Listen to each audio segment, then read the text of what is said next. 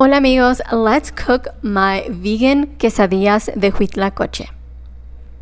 You start off by sauteing some either white or green onion with a little bit of garlic until it's nice and crispy. Then you're adding the fresh huitlacoche. Now huitlacoche, if you don't know what it is, it's the mushroom that grows on fresh ears of corn. And then you're just going to season it with a little bit of salt and then just cook it until it starts to soften a bit. Add some fresh chopped epazote. You could also use dried if you don't have fresh, or omit it altogether.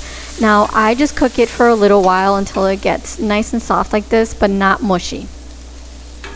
Then you're going to heat up your tortillas in the comal or a large frying pan until they're nice and warm for a couple minutes, and flip them over. And then you're going to add your vegan cheese as much as you'd like, and then you're going to add a couple of teaspoons of the made huitlacoche, and then just fold them over to half moon shapes, and then just let them cook until the cheese begins to melt on one side. Then flip it over so that both sides are nice and crispy. Now you can, all these little bits that fall off, I gather them and then just use them, to make more quesadillas. Now you can see how I like mine to get nice and golden and crispy like this. It's completely up to you.